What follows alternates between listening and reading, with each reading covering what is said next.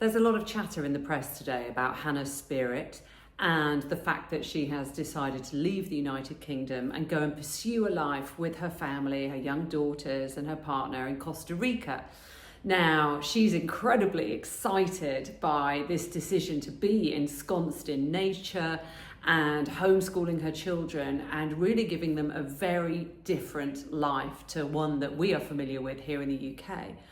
Now, I really applaud her decision to do this, and as a burnout authority and working to run a clinic where I have an influx of clients struggling with living today. Britain today is a hard and tough place to work in, whatever work you do, whether you're an entrepreneur, whether you're in corporate or you're a pop star, it's tough today. And Hannah knows that because she has experienced severe undulations of intensity throughout her career since a very, very young age. And the fact that she's now boldly decided to do life on her terms, in her way, is exactly what I'm guiding my clients to do. Because Hannah is someone who, at the age of around 18, was suddenly thrust into the global spotlight, but conforming to the direction of a manager, we could say, manipulated by the requirements of the record business. And at that point, she had to surrender an essence of self. And when we do that, we start to put on a protective mask. And that protective mask is what becomes our armor and enables us to present ourselves as the world expects us to be presented throughout our careers. And often we all do this, where we get our first job and we put on that performative personality front that is part of how we step into society's expectation of success.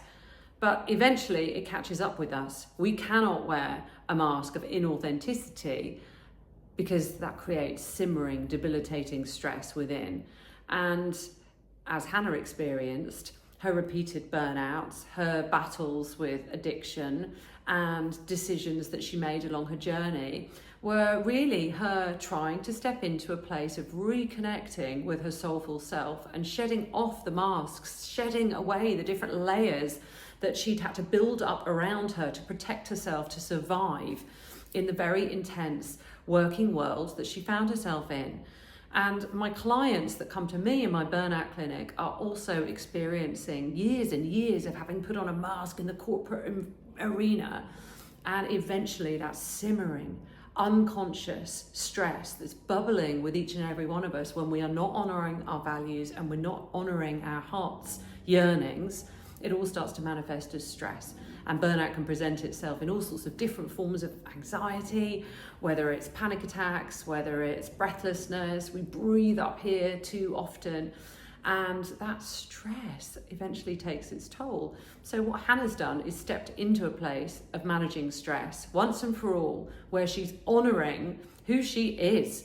Her very essence can show up in Costa Rica. She can be her very true, honest self. There's no mask, there's no makeup even. It's just her thriving with her children, finally not having to conform to anybody else's demands and just follow her values and her heartfelt wishes and desires.